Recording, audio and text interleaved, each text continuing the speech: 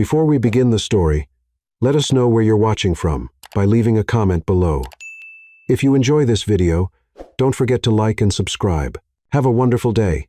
Enjoy the story, everyone. Mom, can I put my drawing in the window? Lily asked, already running around the elegant cafe in the lobby of the Carter Tower before even hearing the answer. Lily, stay close to me. Emma tried to grab her, but the girl was already crossing the polished lobby, chatting with security guards and receptionists as if they were old friends. The sound of expensive shoes echoed through the hall. James Carter, CEO of Carter & Co., was striding quickly across the space. Phone pressed to his ear, clearly in a hurry. As he bent down to pick up the pen he had dropped, he came face to face with Lily. "Hi," she said, grinning from ear to ear. He gave her a polite smile until his gaze landed on the silver pendant swinging from the girl's neck, a circle with a small engraving, impossible to mistake. James's heart skipped a beat. A distant summer flashed in his mind, laughter by the shore, a young woman with sparkling eyes, and him placing that very pendant around her neck before saying goodbye, not knowing they would never see each other again. His voice came out lower than he meant. "Where did you get that necklace?" Lily blinked, innocent. "Mom gave it to me," she said. "It's important." James's stomach tightened. He had to find out who this girl's mother was, and whether she was the same woman he had never been able to forget. He stood still for a few seconds, watching Lily run back toward the cafe. The pendant kept swinging, each movement stirring memories he had tried to bury for years. Taking a deep breath, he followed her, trying to look casual as he walked toward Manhattan Brew. Through the glass doors, he saw a woman behind the counter, brown hair pulled into a messy bun, navy blue uniform, moving quickly as she filled orders, even from the back. Something about her posture felt familiar. When she turned, James felt the air leave his lungs. Emma, no doubt about it. The same expressive eyes. The same smile that used to light up her face when she laughed at his bad jokes. Of course, she had changed. A more mature face, a few faint lines that hadn't been there 15 years ago. But it was her. Definitely her. "Mom, look, the penman." Lily pointed at James, who was still outside, clearly watching through the glass. Emma looked up and made a face of mild impatience. "Lily, come back here. And you, sir, if you want something, you'll have to come in and order like everyone else." James pushed the door open, trying to seem natural. He walked up to the counter with what he hoped was a charming smile. But Emma had already turned her attention back to the espresso machine. "Good morning. One Americano, please," he said, trying to make eye contact. "Size?" Emma asked without looking at him, busy filling another cup. "Large. And it's a beautiful morning, isn't it?" Emma finally met his eyes, her expression making it clear she saw him as just another board executive trying to make small talk. "Sir, it's 8:50. 9 inches the morning. I've got 15 orders in line and a daughter running loose. If you want to talk about the weather, I suggest you call the meteorology service." Some customers in line chuckled quietly. James felt his face warm, but he pressed on. "Of course, sorry. It's just that your daughter is very sweet. She reminds me of." Emma cut him off, handing him the cup. "Next." At that moment, Lily came running with a tray of sugar she had grabbed from a nearby table. In her rush to show James she could help Mom, she bumped into his arm just as he was about to take a sip. Hot coffee spilled across James's white Italian shirt, a brown stain spreading quickly over the expensive fabric. A few customers gasped, and Lily's eyes went wide. "Oh no, I'm sorry." James expected Emma to shower him with apologies and offer to pay for dry cleaning. Instead, she simply reached under the counter, pulled out a clean apron, and handed it to him. "Here, it'll look better than that shirt all messed up," she said with an amused smile. "Besides, now you have a legitimate excuse for being late to your meeting." "How do you know I have a meeting?" "Because every man in a suit who comes rushing in here at 9:00 inches the morning has a meeting. And they're usually the same ones who try to talk about the weather when it's obvious they're just trying to impress someone." More laughter from the customers. James, holding the apron, wasn't sure if he should be annoyed or impressed by her reply. "Lily, next time you want to help, ask first," Emma told her daughter, but without harshness. "Now go play with your drawings while Mommy works." "Is he going to be mad at me?" Lily asked, looking at James with big eyes. "No, sweetheart." James crouched down to her level. "It was an accident. Accidents happen." Lily smiled in relief and ran to a corner table where paper and colored pencils were scattered. James turned back to Emma, who was already working on the next order. "Thanks for the apron." "You're welcome. And next time, drink your coffee more carefully, or keep your distance from my daughter when she's in helper mode." James laughed, tying the apron over his stained shirt. Noted. On the 47th floor of the Carter Tower, James was trying to focus on the quarterly presentation happening in an hour, but his eyes kept drifting to the window that overlooked the cafe below. Even from that height, he could see the activity at the entrance of Manhattan Brew. It couldn't be a coincidence. Emma living in New York, working in the very building he passed every day, with a daughter wearing the pendant he'd given her 15 years ago. The odds were astronomical. "Ethan," he called through the intercom. His assistant appeared at the door in seconds, tablet in hand and wearing his usual efficient expression. "I need you to discreetly look into someone." Ethan raised an eyebrow but didn't comment. In 5 years working for James, he had learned not to ask unnecessary questions. "Emma, the woman who works at the cafe downstairs, brown hair, has a young daughter. I want to know where she lives, how long she's worked here, her family situation, the basics. Understood. When do you need it?" "Yesterday." Ethan nodded and left. James looked back out the window, drumming his fingers on the desk. If it really was her, why hadn't she recognized him? Or had she, and she was pretending not to? And the daughter, how old was she? 6? 7? A knot tightened in his stomach. He did a quick calculation in his head and didn't like the answer. Meanwhile, at the cafe, Emma was fighting her own battle. "Wilson!" Barbara's sharp voice, the supervisor, rang out across the place. "My office." Now, Emma sighed, asked Sarah, the other employee, to keep an eye on Lily, and followed Barbara into the small back room. "Sit," Barbara ordered, crossing her arms. She was a woman in her 50s, always wearing an expression like she just sucked on a lemon. "How many times have I told you this is no place for a child?" "Barbara," I explained. "The babysitter canceled last minute, and I couldn't miss work. I don't want to hear your excuses. This is a business, not a daycare. And now your daughter is spilling coffee on customers." Emma felt irritation rising. It was an accident, and the customer didn't complain. "Doesn't matter. Either you fix the situation, or you'll need to find another job. And let me tell you, jobs for people without a college degree aren't exactly easy to come by." The comment about her degree felt like a punch to the gut, but Emma kept her face neutral. Over the years, she had learned that showing vulnerability to people like Barbara was like handing them ammunition for more attacks. "I understand your position," Emma said, standing. "Can I get back to work now?" Barbara waved dismissively, and Emma left the room.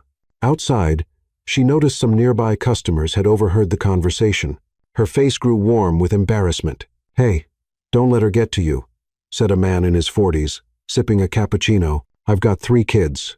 I know how hard it can be." "That's true," agreed a woman at the next table. "That woman treats everyone badly. The other day, she was super rude to me because I asked for a different type of milk." "Thank you," Emma smiled, genuinely touched by the solidarity. "You're very kind." "Your daughter is adorable," said another customer. "She came over to show me the picture she drew. A family of 3 holding hands. Very sweet." Emma looked over at Lily, who had returned to her table and was now drawing intently, her tongue sticking out in concentration. Her heart warmed, and she decided that for today, that was what mattered. "Lily does that a lot," she told the customers. "I think she wants to be an artist when she grows up, or a diplomat." The man laughed. "She convinced the security guard over there to let her use his pen to draw." Emma looked and saw Lily showing something to the guard, who smiled and waved at her. Even in difficult circumstances, her daughter managed to brighten people's days. It was a gift Emma envied. Ethan returned to James's office 2 hours later, his tablet loaded with information. "I got the basic details," he said, placing the tablet on the desk. "Emma Wilson, 32 years old, single, lives in Queens, rents an apartment. She's been working here for 8 months. Morning shift. Also works part-time at a laundromat 3 blocks away. 1 child, Lily Wilson, 6 years old." James skimmed the information quickly. "Nothing about the girl's father?" "Not in the records. From what I could quietly find out, she's been raising her daughter alone from the start." "And the pendant the girl wears?" Ethan frowned. "Pendant? Never mind," James muttered, realizing how odd that sounded. "Anything else?" "Just that she seems to be a good employee. Never missed a day. Never late. And customers like her. Aside from today's incident with the supervisor." "What incident?" Ethan recounted the conversation he'd overheard about Barbara threatening to fire Emma because of her daughter. James felt a pang of guilt, since, technically, the whole thing had started when Lily spilled coffee on him. Anything else? Only a personal observation. Ethan hesitated. This kind of digging into employees, it's not your usual style. Mind if I ask why? James looked out the window again. Down below, he could see Emma wiping tables in the cafe's outdoor seating area. Lily playing nearby. It's complicated, Ethan, and maybe I'm imagining connections that aren't there. The pendant could be common, Ethan said, as if reading his thoughts. Jewelry stores sell thousands just like it. James nodded but wasn't convinced. Something about the way Lily had said, "Mommy gave it to me and said it's important," kept echoing in his mind. And now, watching Emma from a distance, all the memories of that long-ago summer came rushing back. He needed to be sure one way or another. Over the next 3 days, James developed an odd routine for a CEO, heading downstairs to stretch his legs every day between 10 and 10. 30 inches the morning, exactly when Lily was most energetic and chatting with everyone in the cafe. On Monday, he arrived while she was explaining to an elderly customer why cats were better than dogs. On Tuesday, she was teaching a businesswoman how to make paper airplanes out of napkins, and on Wednesday, she had convinced 2 security guards to join a drawing contest. "You again," Emma said when she saw him approaching the counter for the 3rd time that week. "Let me guess, large Americano?" "Actually, today I'll have a cappuccino," James smiled, watching Lily, who had just figured out how to make the sugar dispenser play music by tapping it with a spoon. "Your daughter is very creative." "That's a polite way to put it." Emma laughed, grabbing a cup. "Lily, stop making music with the utensils." "But it sounds nice, Mom. Listen." Lily tapped out a rhythmic beat that was surprisingly melodic. Some customers clapped, and she gave a theatrical bow. James couldn't help but laugh. "She definitely has personality," he commented. Emma studied him for a moment. "Can I ask you something? Why does a man like you keep showing up here? I mean, I'm sure you have plenty of coffee options in the city." James felt his face warm. "A man like me, you know, rich, important, probably has an assistant who can fetch coffee for him." Emma finished making the cappuccino and set it on the counter. As he reached for his wallet, James tried to come up with an answer that wouldn't sound completely crazy. "Actually, I'm almost certain you're the woman I met 15 years ago and never forgot, and your daughter is wearing the pendant I gave you. Maybe I just like the atmosphere," he said, handing her a $10 bill. "It's authentic." "Authentic?" Emma repeated, giving him the change.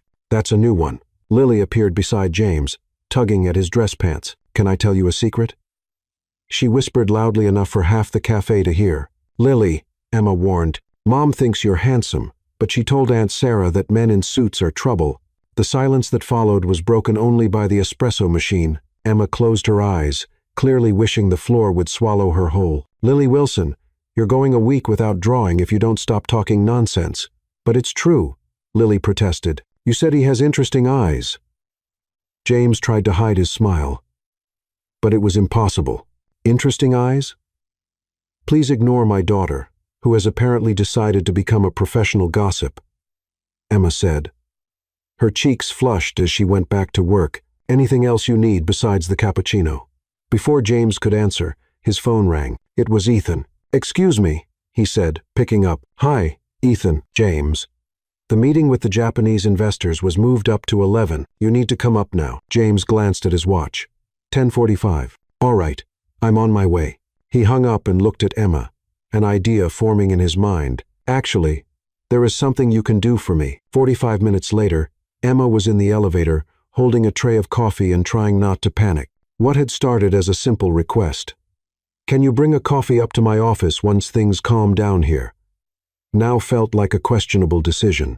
The elevator stopped on the 47th floor, and the doors opened to reveal a space that looked straight out of an architecture magazine. Marble floors, glass walls, modern art hanging in perfect symmetry, and a breathtaking view of Manhattan. "Wow," she murmured, walking toward the reception desk.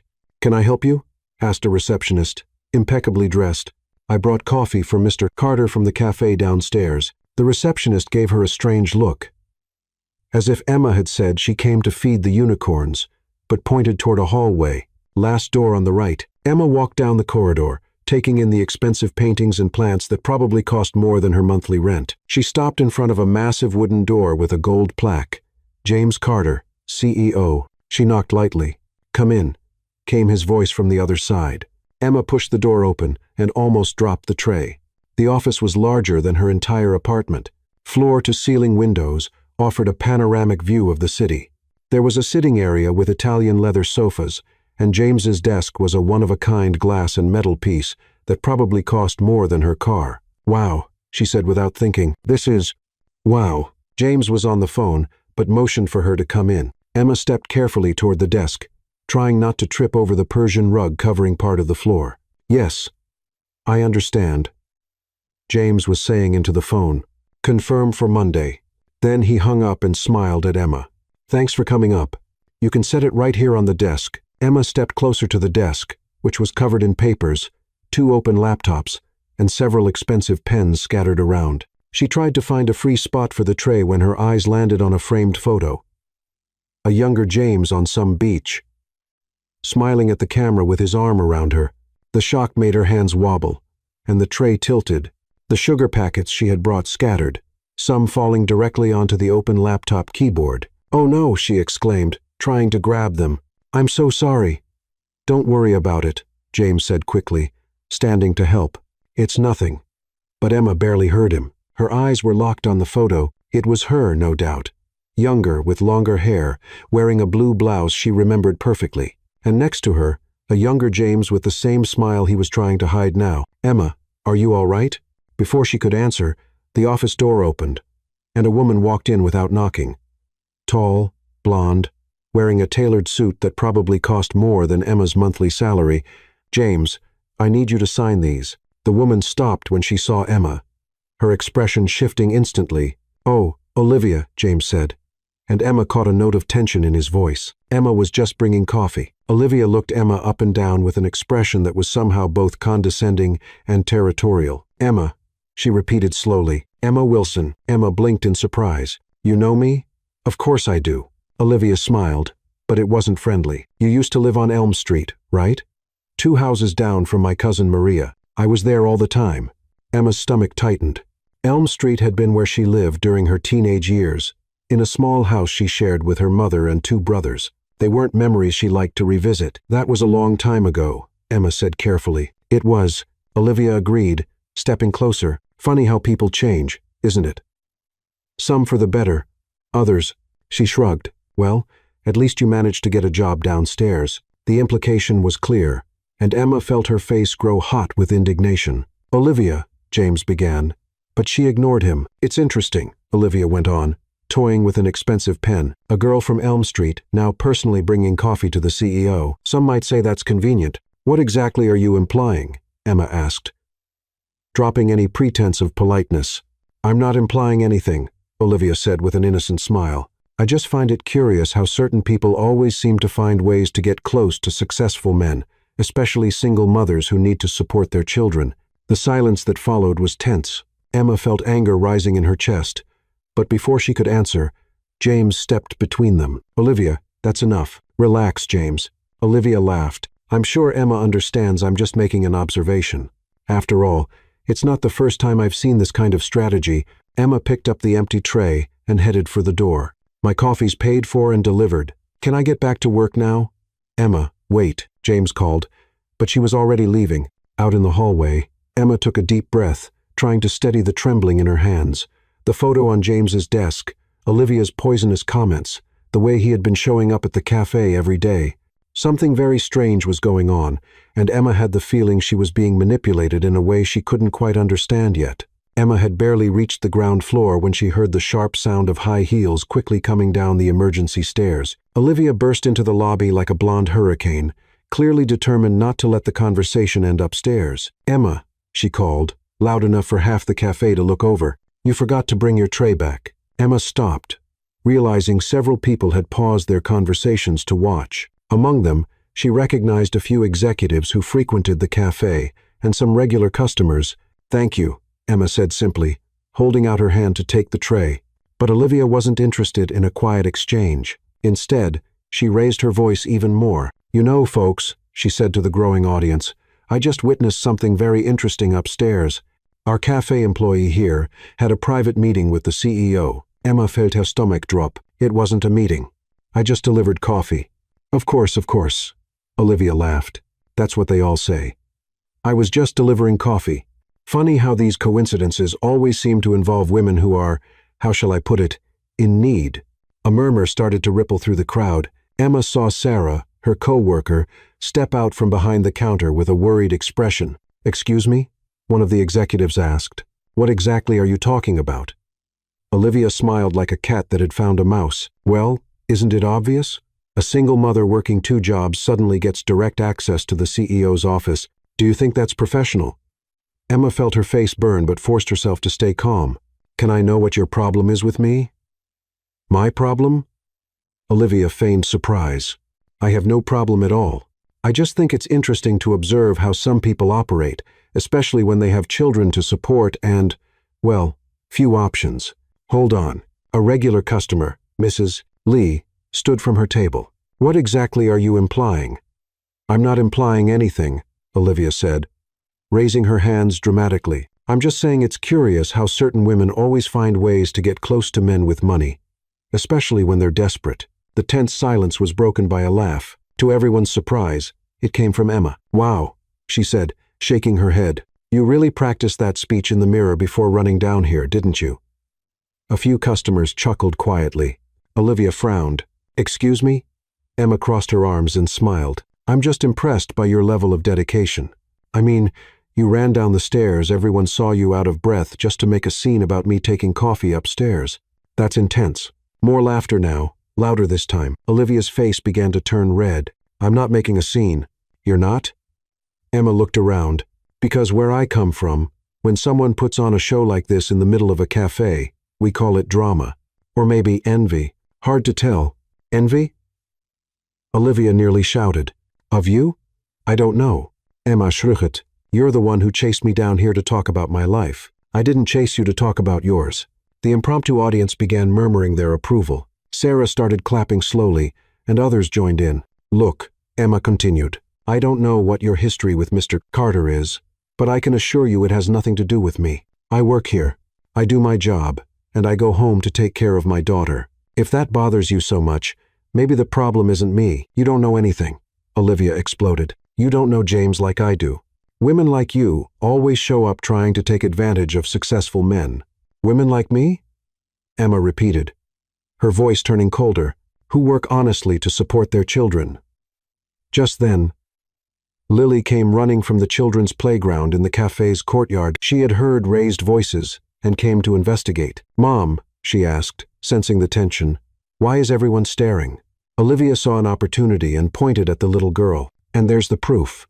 A child without a father, being raised by a mother who clearly can't manage without. Stop, Lily shouted, startling everyone with the strength in her small voice. Stop yelling at my mom. She planted herself in front of Emma, fists clenched, wearing a furious expression that was almost comical on her 6-year-old face. My mom is the best mom in the world, Lily went on, her voice carrying across the cafe. She works really hard to take care of me, and you're a mean person for talking like that. A collective awe rippled through the crowd. Olivia, clearly not expecting to be challenged by a child, hesitated. Lily, honey, Emma began, trying to calm her, but Lily wasn't done. With the straightforward logic of a 6-year-old, she looked around at all the watching faces and made a decision that would change everything. And besides, she said, pointing at James, who had just stepped out of the elevator after hearing the commotion, my daddy is going to be really mad if you keep yelling at my mommy. The silence that followed was absolute. Every person in the cafe turned to stare at James, who froze in the middle of the lobby as if he'd been hit. Emma felt the blood drain from her face. Lily, don't daddy, Olivia repeated, her voice shooting up an octave. Daddy? The murmuring spread through the cafe like wildfire. People began whispering urgently to each other, some pulling out their phones to record. Wait, one of the executives said slowly. James Carter has a daughter with the cafe employee? Another added, and never acknowledged her? A third voice asked, horrified. James stood rooted to the spot, clearly in shock. His eyes moved from Lily to Emma, then to the crowd of accusing faces around him. This is, he began, but his voice faltered. This is disgusting, Mrs. Lee said, shaking her head. A rich man who won't even acknowledge his own child. What kind of person does that? Another customer chimed in. Lily, realizing from the silence and the adult's expressions that she'd said something wrong, started to tear up. I just wanted her to stop yelling, she said softly. Emma crouched down and scooped Lily into her arms, feeling the weight of all those stares. James was still frozen in place, struggling to process what had just happened. I can't believe this, Olivia said. Though now her voice had a different edge, she no longer sounded triumphant. Just stunned. James, is this true? All eyes turned to him. Emma could see the turmoil in his face. Confusion, shock, and something else she couldn't quite place. James looked from Lily to Emma. It's not what it looks like. A wave of disapproval rose immediately from the crowd. Then what is it? A young executive demanded, because it looks like you have a 6-year-old daughter you've never acknowledged. And her mom's working down here serving coffee. A woman added. While you live in a penthouse, James opened his mouth to explain, but Emma stepped forward. Come on, Lily, she said, heading toward the exit. We're going home. Mom, Lily whispered as they walked away. Did he mess up? Emma didn't answer. She couldn't. Because as they crossed the lobby, feeling the sting of every pitying and judgmental glance, she knew her life, and Lily's had changed completely in a matter of seconds, and James Carter, standing in the middle of the chaos, looked as lost as she felt. Emma had barely made it home when the doorbell rang. Peering through the peephole, she saw James standing in the hallway of her building, clearly uncomfortable in the modest surroundings with its peeling walls. Mom, who is it? Lily called, running from the living room where she'd been watching cartoons. Stay there, Emma said, opening the door just a crack. What do you want? We need to talk, James said, glancing nervously around. Please. 5 minutes. Emma hesitated, then opened the door fully. Come in before Mrs. Thompson from 3B starts asking questions. James stepped into the small apartment, his eyes taking in everything. The cramped living room with its second-hand couch, the dining table that doubled as Lily's homework desk, the damp stains on the walls half covered by her daughter's drawings. Have a seat, she said, motioning to the couch. Lily, go play in your room for a bit. But I want to stay, Lily protested. He's my friend now, Lily. The girl pouted but obeyed, not before waving to James, who waved back with a tense smile. Emma sat in the armchair across from him, arms crossed. Just say it. I have to be at the laundromat in 2 hours. James took a deep breath. About what happened today at the cafe. Lily's a child. Children say silly things. You don't need to worry. But now everyone thinks she's my daughter. Emma let out a humorless laugh. And the problem is that now my reputation is ruined. Everyone thinks I'm an irresponsible father who abandons his children. Oh, of course. Emma shook her head. That's what you're worried about. Your reputation. It's not just that. James leaned forward. It's that. Look, I know this sounds crazy, but I need your help. Emma raised an eyebrow. Your help? I need you to pretend to be my girlfriend for a month. The silence that followed was so complete you could hear Lily humming in the bedroom. Emma blinked several times, as if she were processing a foreign language. You what? Think about it, James said quickly. If we say we're dating, that we're in a serious relationship, it explains everything. Lily calls me dad because we're a family. You're not a single mom trying to take advantage of me, and I'm not an absent father. Emma stood up. You've completely lost your mind. Emma, listen. No. She pointed to the door. Get out of my house. I have enough problems without pretending to date some rich lunatic. James stood up too. I'll pay you. That made Emma stop. What? I'll pay you well, $50,000 for the whole month. Just to pretend we're dating. Show up with me at a few events. Let a few photos circulate. Make everyone believe we're a happy couple. Emma felt the air leave her lungs. To $50,000 was more than she made in 2 years working both of her jobs. You're serious? Completely. Think of the possibilities. You could pay off debts, maybe even go to college. Lily could have a better life. Emma slowly sat back down. Why me? Why not hire a professional actress? James hesitated. Because Lily already called me dad. People already believed the story. And because you seem real, genuine. There was something in his voice Emma couldn't quite place, but she was too busy doing mental math. Megan. She could pay off all her overdue bills, put Lily in a better school, maybe even start studying again. And what exactly would this involve? Nothing much, James said quickly. A few dinners, social events, maybe some photos together. You'd keep working as usual, Lily would keep going to her school. Just when we're in public, we'd act like a couple. And sleeping arrangements? Where would we stay? In our own homes. We'd only see each other when necessary. Emma bit her lower lip, thinking, 1 month, 30 days. After that, we'd break up amicably and go our separate ways. You with $50,000 in the bank. Before Emma could answer, her phone rang. It was the building manager's number. "Excuse me," she said, picking up. "Hello, Miss Wilson. This is from the building management. We have an update about the rent adjustment." Emma's stomach tightened. "What update?" "The increase will be 40%, not 20, as we previously said. The new amount takes effect next month." Emma felt the world spin. 40%? That's impossible. I can't pay that. I'm sorry, but it's the owner's new policy. If you can't pay, you'll need to vacate the apartment. Emma hung up, her hands trembling. 40% meant an extra $300 a month.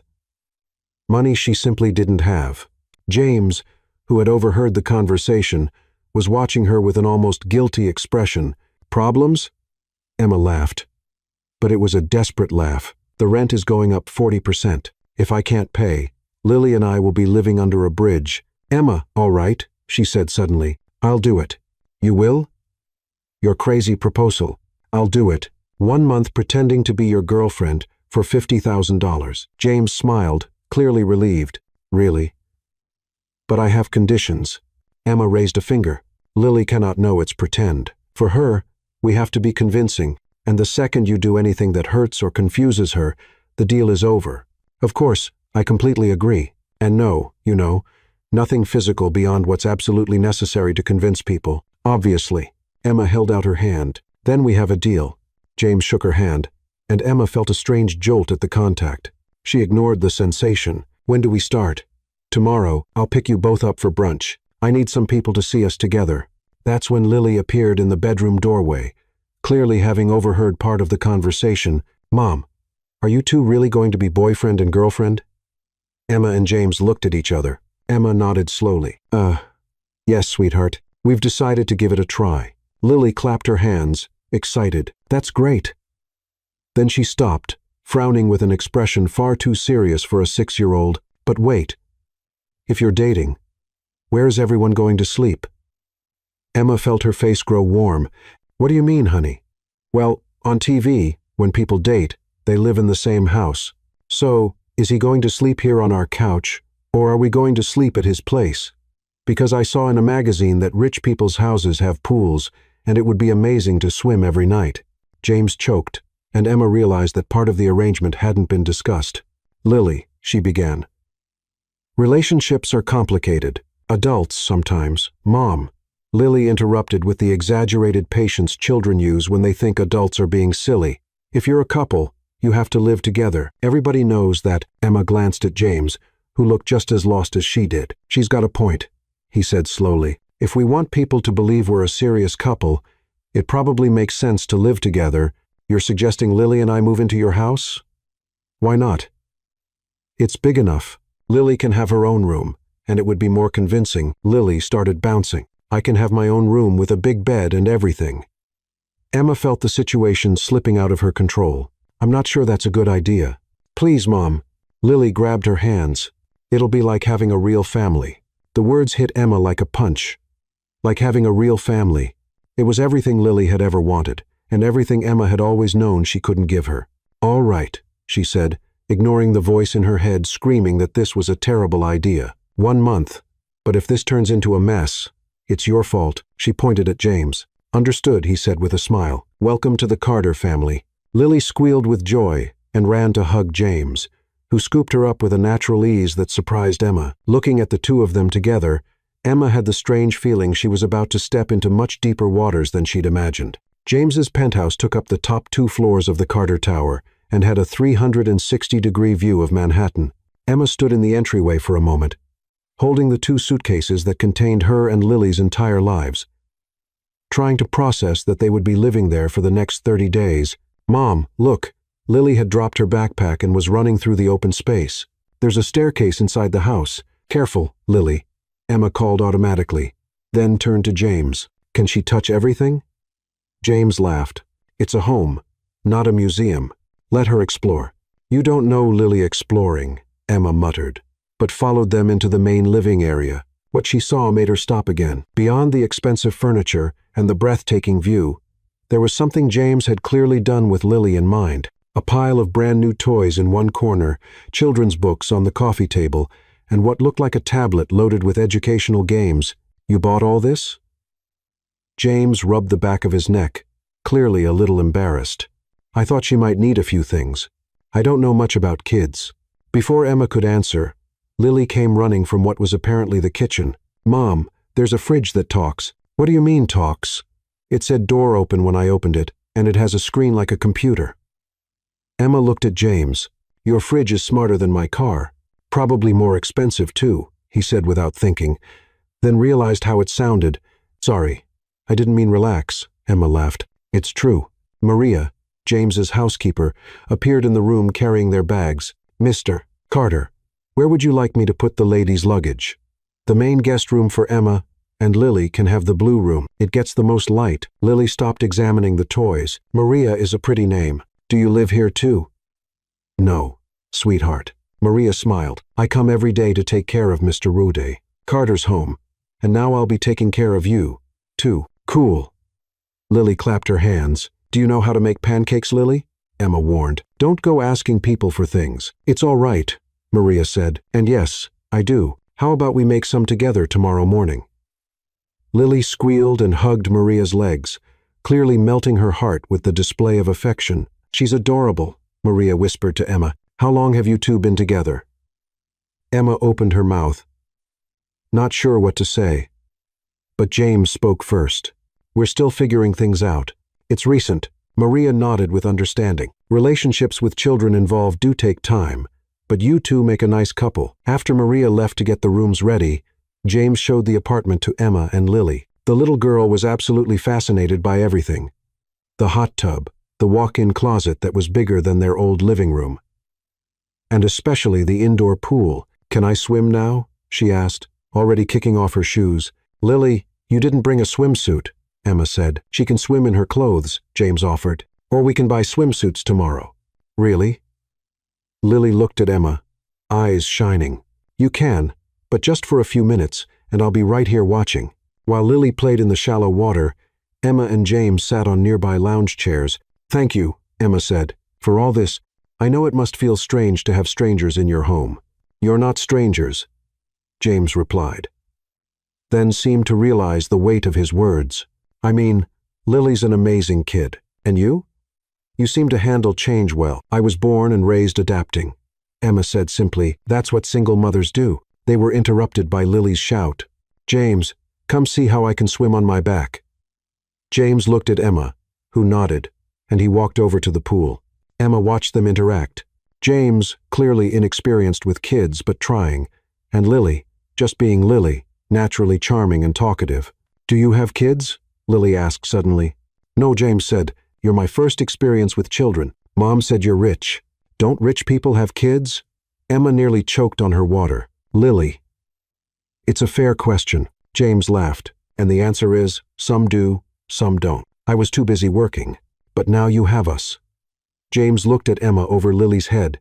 "Yeah, now I have you." That first night, Emma discovered that cooking in James's kitchen was like trying to operate a spaceship. The stove had a digital screen with more options than an airplane cockpit. The fridge actually spoke every time someone came near it. And there were gadgets she couldn't even guess the use of. "Need help?" James asked, finding her standing in front of the oven, clearly lost. "How do you turn this thing on?" Emma pointed at what looked like an oven, but had so many buttons it could have been a lab device. James stepped closer, and she caught the scent of his cologne, something expensive and masculine that made her stomach give a small jolt. "You just touch here," he said, reaching an arm around her to tap the screen. "See? Then you set the temperature here and the time here." Emma was very aware of how close he was. "This is more complicated than my job. You'll get used to it. Or you could ask Maria to cook." "No," Emma said firmly. "I'm not turning into some spoiled princess just because I'm living in a penthouse for a month." James smiled in a way that made her heart speed up. "I admire that about you." Before Emma could ask what he meant, Lily came running in. "Mom, James, I found something amazing." They followed her to the pool, where Emma stopped in horror. Lily had found the laundry detergent kept in a laundry room next to the pool area and dumped half of it into the water. The pool was now filled with foam, looking like a giant bubble bath. "Lily," Emma shouted, "what did you do?" "I made a bubble pool. Look how cool it is." The water was completely white with foam, and Lily was in the middle of it, covered head to toe in bubbles, grinning as if she'd just discovered the eighth wonder of the world. James stayed silent for a moment, then burst out laughing, real belly laughter, bending forward. "I don't see what's so funny," Emma said, though she was struggling not to laugh herself. "How are we going to clean this up?" "I have no idea," James said between laughs, "but I have to admit, it's creative." Lily dove under and came up completely covered in bubbles. "Do you guys want to come in? It feels amazing." "Absolutely not," Emma said, but couldn't help laughing when Lily made a foam angel, moving her arms and legs as if she were in snow. "It's going to take hours to get all this foam out," Emma said, still laughing. "I'll clean it, Emma. It's my fault for not keeping an eye on her." "We'll clean it," James corrected. "She's our responsibility now, remember?" By the third day, Emma was starting to get used to the strange routine of living in a penthouse. When James had an important video conference, he'd asked her and Lily to stay in their rooms during the meeting. But Lily had other plans. Emma was in the bathroom when she heard James speaking in formal English to what were clearly important people. Seconds later, she heard Lily. "Hi." The girl's cheerful voice rang through the office. "Are you James's friends?" Emma rushed out of the bathroom and found Lily sitting on James's lap, waving at the computer screen where several people in suits stared back with surprised expressions. "Sorry," James said to the screen, clearly embarrassed. "This is Lily. I'm his daughter." Lily announced happily, "Well, not really yet. But he's dating my mom, so it's going to be like he's my stepdad." Emma could see the faces on the screen shift from surprise to interest. A woman smiled. "How sweet. How old are you, dear?" 6.5. Lily held up her fingers. "And James is really nice. He let me swim in his pool and didn't get mad when I put soap in the water." "Lily!" Emma appeared on the screen, pulling the girl away. "Sorry, James." She slipped away. "Hi, Mom." Lily waved. "I'm meeting James's friends." One of the men on the screen laughed. "Looks like you've got your hands full, Carter." "Yeah." "Right." James smiled, running a hand through his hair. "Sorry for the interruption." Once Emma got Lily out of the room, James returned to the meeting, but he could still hear his colleagues' comments about how refreshing it was to see him in a family moment and how adorable Lily was. That night at dinner, Emma watched James and Lily chatting about the drawings she had made during the day. There was something different about the way he looked at them, more attentive, more affectionate. "Mom, tell James about the pendant," Lily said suddenly. Emma felt her blood run cold. "Lily," she said, "it's really special." Lily went on, unaware of the tension she had just created. "It was from someone very important." James stopped cutting his food, his eyes fixed on Emma. "Really?" Emma nervously adjusted the pendant around Lily's neck, avoiding his gaze. "It's a family heirloom." "What kind of heirloom?" Lily leaned forward, eager to tell the story. "Mom said someone very special gave it to her when she was young. And one day, when I'm older, she'll tell me the whole story." James set his fork down. Emma could feel his eyes on her, but she couldn't look at him. "Must be an interesting story," he said slowly. "It is," Lily agreed. "Mom always gets this strange look when she talks about it, like she's sad and happy at the same time." Emma finally met James's eyes and saw something there that made her heart race. Recognition, certainty, and something else she couldn't quite name. But that made her feel like she was 18 again, in love with a boy she knew she could never have. "Lily," she said quickly, standing up, "how about we get some ice cream and watch a movie?" "Yay." Lily jumped up and ran to the living room. Emma began clearing the plates, but James gently caught her wrist. "Emma," he said softly, "we need to talk." She swallowed hard. "About what?" "You know what." Emma pulled her arm back gently. "I don't know what you're talking about." But as she followed Lily into the living room, she knew her time was up. James had figured out the truth, and now she wasn't sure if she was pretending to date her daughter's father or the man who had broken her heart 15 years ago. Or worse, if they were the same person. "I can't wear this," Emma said for the 5th time, looking at the navy blue gown James had sent over. "It costs more than my car." "You don't have a car," Lily pointed out from Emma's bed, watching her get ready for the charity gala. "And it's really pretty." "She's right," James said from the bedroom doorway. "You look beautiful." Emma turned toward him, adjusting the neckline for the 100th time. The dress really was stunning. fabric that felt like water sliding over her skin, a cut that flattered her curves without being revealing, but it also cost more than she made in 6 months. "I'm sure I'm going to spill something or tear something." "You won't," James said, stepping closer and, much to her surprise, tucking a loose strand of hair back into the elegant style Maria had insisted on. "You're going to be perfect." His touch was so gentle, Emma felt her skin tingle. "How can you be so sure?" "Because," he said, lowering his voice, "you've always been perfect at everything you've done." Emma looked at him, sensing there was more meaning behind those words than she was ready to face. "Am I going to?" Lily asked hopefully. "No, honey," Emma said, snapping out of her thoughts. "You're staying with Maria. She said you two are going to make cookies. Can I make some for you to take to the party?" "You don't take cookies to a gala." James laughed. "But you can make some for when we get back." Lily clapped her hands and ran off to find Maria. Emma was left alone with James, suddenly very aware of how close they seemed in that moment. "Ready?" he asked, offering his arm.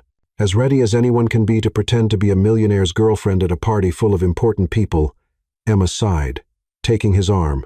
The charity gala was being held in the grand ballroom of the Plaza Hotel, and Emma had never seen so much luxury in one place. Baccarat crystal chandeliers hung from the ceiling. Tables were covered in linens that probably cost more than her old rent, and the guests looked as though they'd stepped straight out of a fashion magazine. "Breathe," James whispered when he felt her stiffen beside him. "They're just people. People who could buy my whole life with the change in their pockets." Emma murmured back. "People who are dying to meet the woman who captured Manhattan's most eligible bachelor," a warm female voice said behind them. They turned to find an elegant woman in her 50s, wearing a genuinely friendly smile. "James, dear, aren't you going to introduce me?" "Of course," James smiled. "Margaret Thompson. This is Emma Wilson." "Emma, Margaret is the president of the foundation we're supporting tonight." "It's a pleasure to meet you," Margaret said, extending her hand. "I have to say, James has been completely different since you two have been together. I've never seen him so human." Emma laughed, relaxing a little. "He's still learning to live with a 6-year-old. Yesterday, Lily convinced him to have a pillow fight." "A pillow fight?" Margaret laughed out loud. "James Carter in a pillow fight? I'll need photos to believe that." "Please don't give her any ideas," James said. But he was smiling. As the night went on, Emma was surprised to find she was actually enjoying herself. People were warmer than she expected. Her stories about Lily brought genuine laughter. And James was the perfect date, attentive without being overbearing, including her in conversations. Always with a hand on her back or touching her arm in a natural way. "You're a natural at this," he said, when they had a quiet moment at the bar. "A natural at what?" "At making people feel good. Look around," he gestured subtly. "Everyone you've spoken to is smiling more than when they arrived." Emma glanced around and saw he was right. "It's just being friendly." "No, it's more than that. You have a gift." Before Emma could ask what he meant, the music shifted to something slower and more romantic. "Want to dance?" James offered his hand. Emma hesitated. "I'm not sure I know how to dance to this kind of music." "I'll teach you." On the dance floor, James drew her into his arms with such ease that Emma's heart skipped a beat. He was an excellent dancer, guiding her with smooth movements that made it feel like she actually knew what she was doing.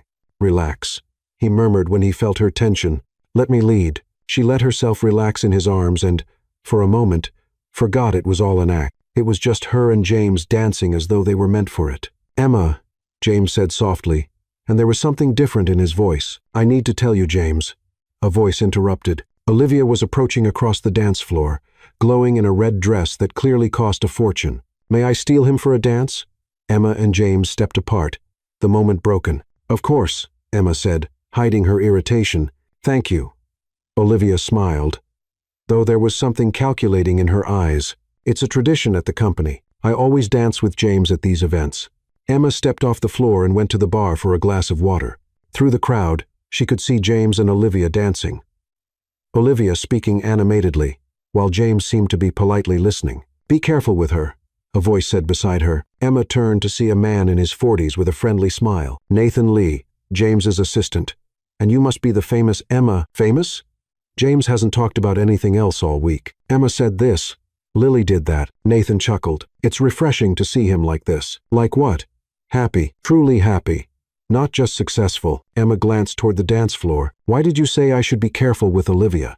"Because she's been in love with James for years, and she doesn't take competition very well. And you, my dear, are the first woman he's ever taken seriously. Well, ever. Before Emma could fully process that, Olivia appeared beside her. James was no longer on the dance floor. "Emma," Olivia said brightly, "what a beautiful dress. May I take a closer look at the details?" Emma frowned, confused, but turned so Olivia could see the back of her dress. That's when she felt a sharp tug. Ouch! She turned and saw that one of Olivia's bracelets had snagged the delicate fabric, tearing it from the shoulder almost down to the waist. "Oh no!" Olivia exclaimed theatrically. "How did that happen? What a shame." Emma could feel eyes on her from all around, with a few people whispering. The dress was clearly ruined, and now her back was basically exposed in the middle of a high society gala. "These things happen," Emma said, keeping her voice steady despite the heat of humiliation in her cheeks. "Accidents happen. Maybe you should head home," Olivia suggested with fake concern. "It can't be comfortable staying like that." Emma felt anger rising, but before she could respond, she remembered something: the silk scarf Maria had insisted she bring, in case it got chilly. She had left it on the table. "You know what?" Emma said loudly enough for several people to hear. "You're right. This is uncomfortable." She walked to her table, grabbed the golden scarf, and, in front of at least 50 people, tied it creatively around her torso, turning the ruined dress into something that looked intentional. The gold silk contrasted beautifully with the navy blue, creating a unique, elegant look. "There," she said, returning to where Olivia stood. "Much better. Thanks for the suggestion." The people nearby started clapping. A woman stepped forward. "Dear, that's brilliant. Where did you learn to do that?" "Necessity," Emma smiled. "When you have a 6-year-old daughter and a tight budget, you learn to improvise." More applause followed. Soon, Emma was surrounded by people asking about her styling techniques and praising her creativity. In the crowd, she caught a flash from a camera. "Sorry," said the photographer, a young man with a press badge, for the Time Society column. "May I have your name?" "Emma Wilson." She answered automatically. James appeared beside her, clearly having heard about what happened. "Are you okay?" he asked, placing a protective arm around her. "I'm great." Emma smiled, and realized it was true. "Actually, I'm having fun." The rest of the night went by in a blur of conversations, laughter, and dancing. Emma felt more confident than she had in years, and James didn't leave her side, watching her with an expression she couldn't quite read. The next morning, Emma woke to James knocking on her bedroom door. "Emma," he called, "you have to see this." She opened the door, still in her robe, hair tousled. "What is it?" James was holding a newspaper, looking somewhere between amused and concerned. "You're in the news." Emma took the paper and felt her stomach drop. On the front page of the society section was a photo of her from the night before, beaming with the golden scarf, James beside her with a look of pure adoration. The headline screamed, "CEO finds love with mysterious single mother, the modern Cinderella who stole Manhattan's heart." "Oh no," Emma whispered. "Oh yes," Lily said, running in, already dressed and clearly excited. "Maria said you're famous. Can I go to school and tell everyone my mom's in the paper?" Emma looked at James, who just shrugged with a smile, part guilty, part proud. "Well," he said, "at least now everyone will really believe we're together." Emma didn't know whether to laugh or cry. Her whole life had changed overnight, and she had no idea how to handle it. But as she looked at the photo, she and James looking genuinely happy and in love, she had to admit one thing. At least it looked real. "You don't understand," Emma burst out, slamming the newspaper onto the breakfast table so hard Lily's orange juice spilled. "My whole life is laid out there for everyone to see." James raised his hands in a calming gesture. "Emma, I know it looks bad. But looks bad?" Emma gave a humorless laugh. "They know where I work, where Lily goes to school, where I used to live. There's a picture of our old house, James, with the address almost visible." Lily stopped eating the pancakes Maria had made and looked between them with wide eyes. "Is Mom mad?" she asked softly. "I'm not mad at you, sweetheart," Emma said, forcing her voice down. "Mom's just worried. Is it because of the picture in the paper?" Lily picked up the paper and studied it. "But you both look nice and happy." James seized on that. "Lily's right. The article is positive. They're talking about how creative you were with the dress, how you win people over, and about me being a mysterious single mom who came out of nowhere." Emma quoted the article. "They make it sound like I'm some gold digger who took advantage of you." "No one who was at the party thought that," James insisted. "You saw how people reacted. Everyone loved you." Emma shook her head and walked to the window. Down below, she could see a few photographers at the building's entrance. There are reporters outside. James, photographers waiting to take more pictures. That wasn't part of the deal. James stood and joined her. I'll take care of it. I'll call my lawyer. Put pressure on the paper to tone down the coverage. I can make them stop. Can you? Emma turned to him. Because it feels like once the snowball started rolling, no one's been able to control it. Before James could answer, his phone rang. It was Ethan. James, we have a problem. His assistant's voice sounded tense, even on speakerphone. The Times wants to do a cover story on you two, and Entertainment Weekly is offering money for an exclusive interview. Emma closed her eyes. Great. Now we're entertainment. Ethan, cancel everything, James said firmly. No interviews, no photos, nothing. And I want our PR team to contact all the major outlets. We're going to control this story. Understood. But James, there's something else. Some reporters are trying to dig into Emma's past. I think you two should be ready for that. Emma felt her blood run cold. What kind of past? Nothing serious, Ethan said quickly. Just the usual curiosity. Where you grew up, past jobs, that kind of thing. When James hung up, Emma sank onto the couch. I didn't sign up for this, she said softly. I don't want strangers picking apart my life. James, sat Basil here. I promise I'll take care of it. I have enough influence to make this story disappear. Do you really? I do. And I'll use all of it to protect you and Lily. Over the next 3 days, James kept his word. Press coverage dropped dramatically. The photographers vanished from the building's entrance, and new stories filled the gossip columns. Emma began to relax, thinking maybe the worst had passed. She was wrong. On Thursday, when she came home from work, she found Maria waiting at the door with a worried expression and an envelope in her hands. It came by registered mail, Maria said. For you specifically. Emma recognized the type of envelope immediately. Official, intimidating, the kind that usually carried bad news. With trembling hands, she opened it and read the heading, Summons, Petition for Joint Custody. No, she whispered, her knees feeling weak. Miss Emma. Maria stepped closer. Is everything all right?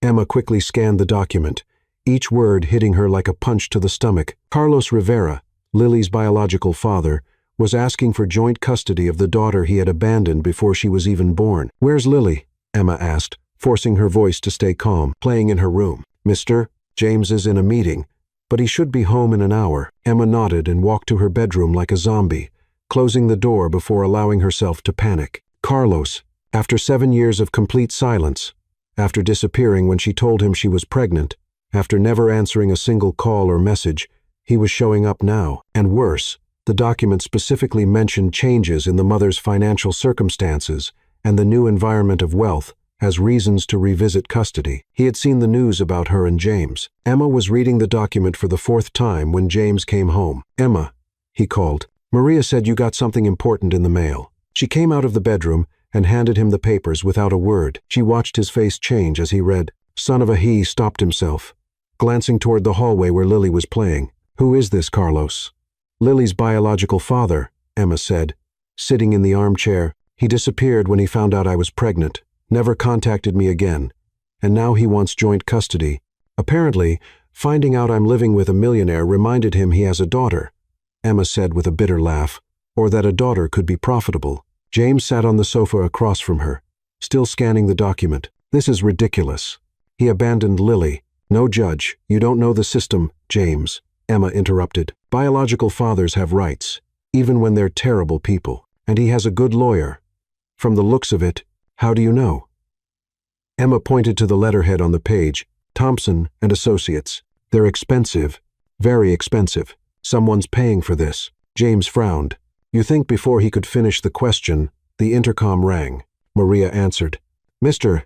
James. Her voice sounded nervous. There's a man downstairs saying he needs to speak to Miss Emma about Lily. He doesn't seem well. Emma and James exchanged glances. It was almost midnight. What's his name? James asked. Carlos Rivera. And he's agitated. Mr. James. The doorman wants to call security. Emma felt fear rise in her throat. He shouldn't be here. He has no right to show up unannounced. James was already picking up the phone. Don't let him up. I'm coming down. No.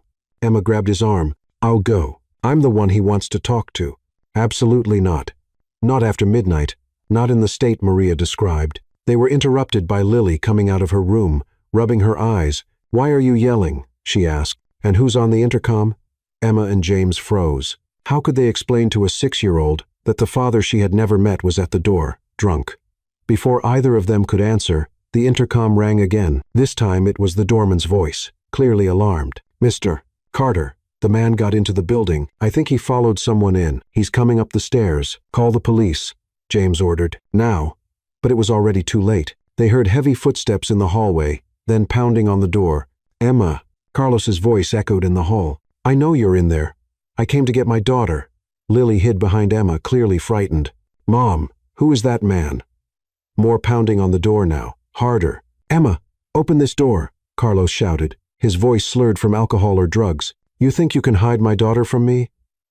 You think just because you're living with some rich guy, you can keep me from seeing her?" James positioned himself between Emma, Lily, and the door. "Stay behind me," he whispered. "I saw the pictures." Carlos kept yelling, "My daughter in the paper, living in a penthouse. You had no right." "She's my daughter." Lily started crying softly. "Mom, I'm scared."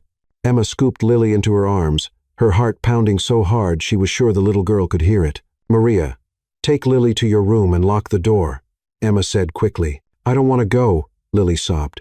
"I don't want the angry man to take you away." The pounding grew more frantic. "Open this door, or I'll break it down," Carlos roared. "I came to get what's mine.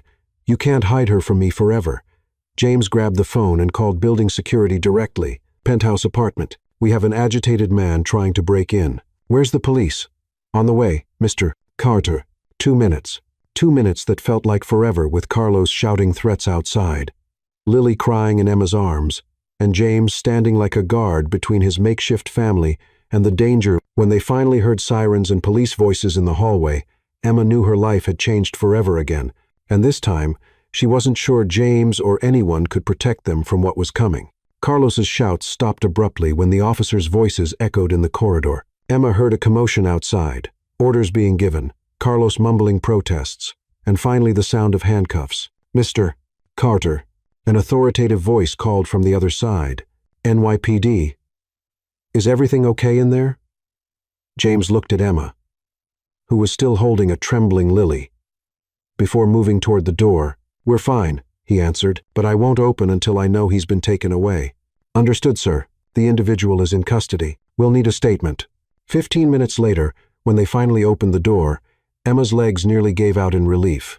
Carlos was gone, leaving only 2 uniformed officers in the hall. "Mrs. Wilson," the older officer asked. "I'm Sergeant Garcia. We need to understand what happened here." Over the next hour, Emma explained about the court summons, Carlos's abandonment, and his sudden reappearance. James stayed by her side the whole time, steady and protective. "Mr. Rivera was clearly under the influence," the sergeant noted. "He'll spend the night in jail. We'll file for a temporary restraining order, but you need to see a lawyer first thing tomorrow." After the officers left, the penthouse felt strangely quiet. Lily had stopped crying but still clung to Emma, as if her life depended on it. "Can I have a glass of water?" Lily asked in a small voice. "Of course, honey," Emma said. But when she tried to set her down, Lily held on tighter. "I don't want to leave your arms," she whispered. "What if the angry man comes back?" James knelt down so he was at her level. "Lily, can I tell you a secret?" The little girl looked at him, her eyes still red from crying. "What secret?" "I will never, ever let anyone take you and your mom away from me," he said, his voice firm but gentle at the same time. "No matter what happens, you two are my family now, and I protect my family." Lily studied his face with that seriousness only children can have. "Promise?" "Promise." James held out his pinky. "Pinky promise." Lily hooked her tiny finger around his. "Pinky promises are the most important ones of all." "Exactly." James smiled. "And I never break a pinky promise." Emma watched them, feeling something stir deep in her chest. The way James spoke, the certainty in his voice, the way Lily trusted him instantly, it was like she was seeing a side of him she never imagined existed. "How about we go get that glass of water in the kitchen?" James suggested, "and maybe some hot chocolate for everyone." "With marshmallows?" Lily asked, perking up a little. "With all the marshmallows in the world." James promised. An hour later, Lily had finally fallen asleep on the living room sofa, wrapped in a blanket and holding the teddy bear James had bought her on their first day together. Emma and James sat in the kitchen, still in silence, processing everything that had happened. "Thank you," Emma said at last, "for everything, for staying calm, for dealing with the police, for reassuring Lily." "No need to thank me," James said, stirring the coffee he'd made for both of them. "I meant what I told her." Emma studied him, "About protecting us, about you being my family," he corrected. "I know this started as an arrangement, Emma, but it doesn't feel like that anymore." Emma felt her heart pick up speed. "James, I know it's complicated." He leaned forward. "I know you have reasons not to trust easily. But what I felt when that man was outside threatening you, I've never felt anything like it. It was like someone was trying to rip my heart out." Emma looked down at her hands, fighting the urge to open up completely. "You don't really know me, James. You don't know my story, where I come from. Then tell me. It's complicated. I've got time." Emma lifted her eyes to meet his steady, patient, waiting. For a moment, she almost told him everything. About the summer 15 years ago, about the boy she had loved and lost, about how she had kept the pendant all these years as a reminder of when she believed fairy tales could be real. But then she remembered the difference between them, the temporary nature of their arrangement, the fact that in 2 weeks everything would go back to normal. "Maybe another day," she said softly. "Today was too much already." James nodded, clearly disappointed but respecting her space. "Of course, you must be exhausted." "I am," Emma admitted, standing. "I'll take Lily to her bed." "Emma," James called as she was leaving the kitchen. "What I told Lily, it wasn't just to calm her down. I truly intend to protect both of you. From Carlos, from the lawyers, from anyone who tries to hurt you." Emma looked at him differently then, not just as the wealthy CEO paying for a charade, but as something else, something that both scared and drew her in. "Good night, James," she said quietly and left the kitchen, carrying Lily. The next morning, Emma woke to the sound of voices in the living room. She recognized James's voice, and another she couldn't place. She glanced at the clock. 8:30. James should have been at the office at least an hour ago. She slipped on a robe and stepped out of the bedroom. In the living room, she found James sitting on the sofa with an older man, gray-haired and serious-looking. Papers were spread out on the coffee table. "Oh, Emma." James stood. "This is Robert Thompson, the private investigator I hired." Emma's stomach dropped. "Private investigator to help with Carlos's case," James explained quickly. "We need information on him for the custody process." Robert stood and held out his hand. "Pleasure to meet you, Mrs. Wilson. While I was looking into Mr. Rivera's background, I came across some interesting information about you as well." Emma felt the blood drain from her face. "What kind of information?" Robert glanced at James, who gave him a nod to go on. "Well, when I was checking old records, I found some curious connections." Robert opened a folder. "You lived in Santa Monica during the summer of 2009, didn't you?" Emma slowly sat down. "How do you know that?" "Employment records. You worked at an ice cream shop on the beach," Robert continued. "And during that time, you spent time at certain places." James was watching Emma closely. "Robert, could you be more specific?" "You met James that summer," Robert said plainly. "You spent time together. There are photographs, statements from people who saw you together." The silence that followed was deafening. Emma could hear her own heartbeat in her ears. "And there's more," Robert went on, pulling something from the folder. "This photo was taken that summer. It was the same picture Emma had once seen on James's desk at the office. 2 young people smiling, arms around each other on the beach. But this time, she could clearly see the pendant James was putting around her neck, the same pendant your daughter wears today," Robert concluded. James turned to Emma, his expression a mix of realization and relief. "You knew," he said quietly, "from the very first day, you knew who I was." Emma closed her eyes. There was no escaping the truth now. "Yes," she whispered. "I knew. Why didn't you say anything?" Emma opened her eyes and met his gaze. "Because you were James Carter, a millionaire CEO, and I was Emma Wilson, a single mom serving coffee. Because 15 years had passed, and we were completely different people by then." "Are we?" James asked, standing and moving toward her. "Because when I look at you, I see the same girl who made me laugh until my stomach hurt, the same one who stayed up all night talking about dreams, the same one you left behind when that summer ended," Emma interrupted, the old hurt rushing back. "The same one who waited for a phone call that never came." James stopped in front of her. "Emma, do you want me to step out?" Robert asked awkwardly. "Yes," Emma and James said at the same time. Once Robert left, they just stared at each other. 15 years of unspoken history hanging in the air. "We need to talk," James said. "Yes," Emma agreed. "We do." But before either of them could say more, Lily came running in from the kitchen, still in her pajamas. "Good morning," she said brightly. "Maria's making butterfly-shaped pancakes. Come see." Emma and James exchanged a look. The conversation would have to wait, but now, at least, there were no more secrets between them. James spent the rest of the day planning how he would tell Emma everything. After that morning's revelation, he knew he had to explain why he never reached out, why it had taken him so long to acknowledge her, and most of all, how his feelings had grown from simple nostalgia into something much deeper. He had arranged a special dinner in the penthouse. Lily would spend the night at a school friend's house. Maria would prepare Emma's favorite dish, and he would finally be honest about everything. About the summer of 2009, about how he had never been able to forget her, about how finding her again felt like fate. But Olivia had other plans. Emma was at the cafe finishing her afternoon shift when Olivia walked in, wearing a look that mixed triumph with fake concern. "Emma, dear," she said, sitting at one of the empty tables, "we need to talk." "If this is about James, I'm not interested," Emma replied, continuing to wipe the counter. "That's exactly what it's about," Olivia pressed, "about why he really got close to you." Emma stopped cleaning. "What are you talking about? Do you really think it was a coincidence?" Olivia laughed. "James Carter, the most calculating man I know, just happening to show up at the cafe where you work, suddenly taking an interest in you and your daughter out of nowhere. I don't know what you're talking about." Olivia leaned in. "He's always known who you were, Emma. From the very first day, he had you investigated before you two ever met." Emma's stomach tightened. "That's a lie, is it?"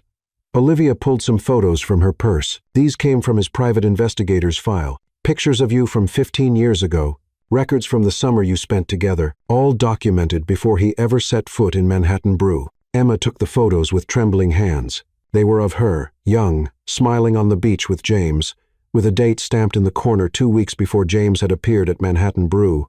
"I don't understand." "He felt guilty, Emma," Olivia said with mock sympathy, "for leaving you that summer. When he found out you had a daughter, that you were struggling, he decided to help out of obligation."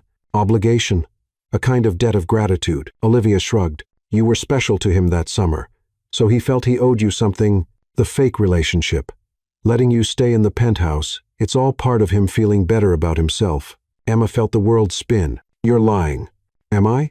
Olivia stood up. "Then why didn't he ever tell you he knew who you were from the very beginning? Why put on this whole act of finding out this morning?" Emma couldn't answer. Olivia's questions echoed her own doubts, fears she had tried to bury over the past few weeks.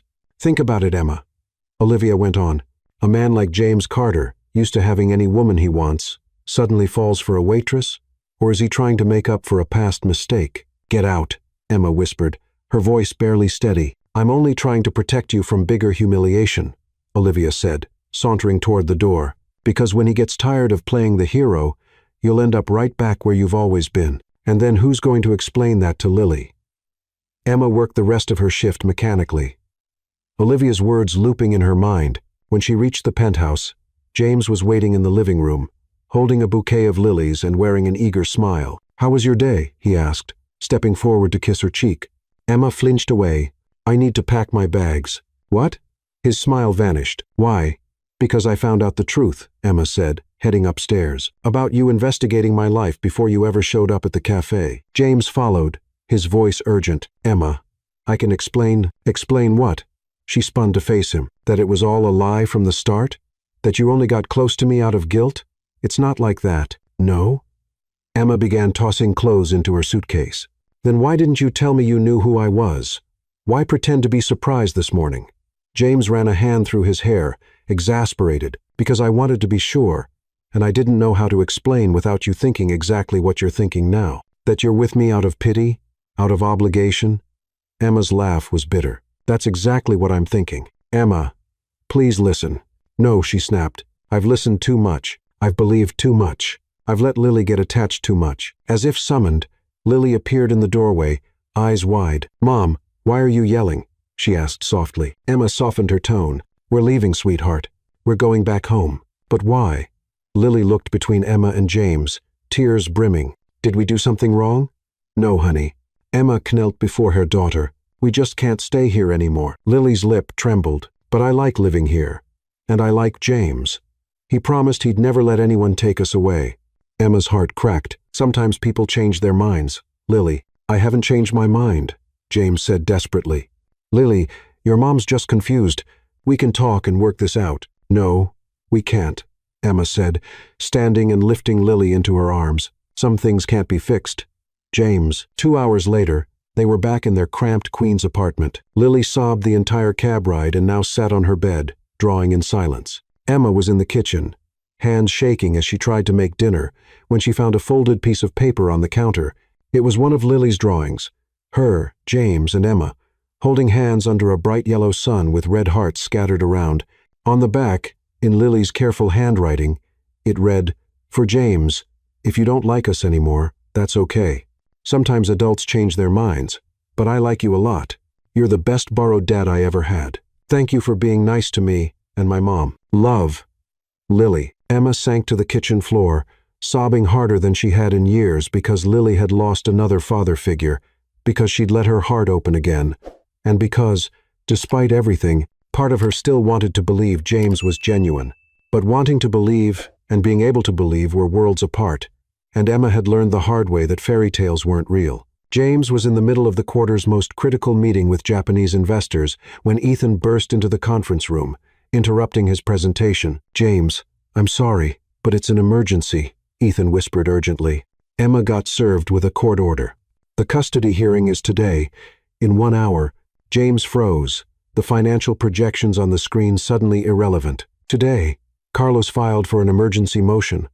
He claims Emma's living with you is inappropriate for a child and that she's keeping him from seeing his daughter," the investors murmured, visibly confused. James looked at them, then at Ethan, and made a decision without hesitation. "Gentlemen," he said, closing his laptop, "we'll need to reschedule. Ethan, clear my calendar." "James," the lead investor protested. "This is crucial. My family is more important," James replied, already heading for the door. "Ethan, where's Emma now?" "On her way to court. Alone." James sprinted to the elevator, his heart racing. The Manhattan family court was a chaotic maze when James arrived, breathless and still in his suit. He scanned the crowded hallway until he spotted Emma on a bench, Lily beside her, both looking small and fragile in the sterile setting. "Emma," he called, rushing over. Emma looked up, startled and visibly shaken. "James, what are you doing here?" "I came to help," he said, kneeling before Lily. "How are you two holding up?" "Scared," Lily admitted, her voice tiny. "The angry man wants to take me away from Mom." "That's not going to happen," James said firmly. "I promise." Emma shook her head. "James, you don't get it. His lawyer is sharp. They're using our situation to prove I'm an unfit mother." "What do you mean?" "They're saying I exposed Lily to unstable relationships, that I chase rich men for stability." Emma swallowed hard. "And technically, they're not entirely wrong about the instability." A court officer appeared. "Case Wilson versus Rivera. Hearing in 5 minutes." James stood. "I'm going in with you." "You can't," Emma said. "You're not family." "Then I'll watch from the gallery," James insisted. "You're not facing this alone." The hearing was brutal. Carlos's lawyer portrayed Emma as a reckless mother who dragged her daughter through unstable relationships, using tabloid photos, the penthouse move, and the previous night's incident to argue she endangered Lily. Carlos, now sober and polished, played the remorseful father eager to save his daughter from a chaotic life. Emma tried to defend herself, but her nerves betrayed her, her responses faltering. James watched from the gallery, his frustration mounting with every accusation. When the judge asked for additional witnesses, he stood without thinking. "Your Honor, may I speak?" The judge frowned. "And you are?" "James Carter. I've been with Emma and Lily these past few weeks." Carlos's lawyer smirked. "Perfect. Another witness to the defendant's poor judgment." "Actually," James said, stepping forward, "I'm here to say the opposite." The judge nodded. "Proceed." James took a deep breath. "Your Honor, I've seen Emma Wilson be an extraordinary mother every single day. I've watched her rise before dawn to make Lily a special breakfast, work 2 jobs to provide for her, read to her every night, help with her homework, and put her own needs aside to ensure Lily is happy and safe." Objection.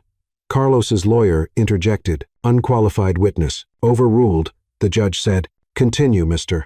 Carter. Lily is a bright, joyful, well-adjusted child because she has an exceptional mother, James continued, his voice steady. A mother who shielded her when this man showed up drunk at our door, terrifying a 6-year-old. A mother who prioritizes her daughter's safety above everything, even her own happiness. Emma was quietly crying now, overwhelmed by James's defense. And the accusation of instability? The judge asked. Emma Wilson is the most stable person I know, James said, looking directly at her. She's consistent, reliable, and loves her daughter more than life itself. Any instability was caused by external circumstances, not her choices. No one could care for Lily better than her mother. The courtroom fell silent. Even Carlos seemed unsettled by James's conviction. The judge made notes. Given the complexity, I'm postponing my decision for 48 hours to review the evidence. Court adjourned. Outside, Emma found her voice. Thank you, she said, tears still in her eyes. You didn't have to do that. Yes, I did, James replied. Every word was true. Lily tugged his sleeve. You saved us again. James knelt to her level. You two save yourselves every day by being who you are. Emma hesitated, then spoke. James, about yesterday, I might have overreacted. No, he stood. You reacted understandably. I should have been honest from the start. They walked silently to the parking lot, Lily skipping ahead. Emma. James stopped. I need to tell you why I never reached out after that summer. You don't have to. I do. He took a breath. I was young. A coward. I thought you deserved more than I could offer then. I told myself I was protecting you, but I was just selfish. Emma Metischaze, I have a confession too.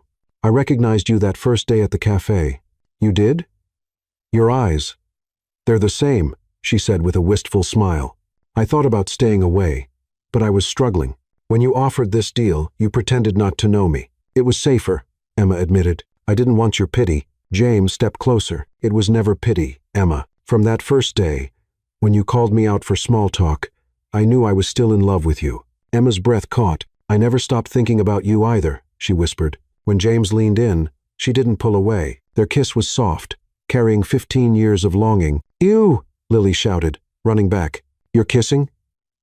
They laughed, pulling apart.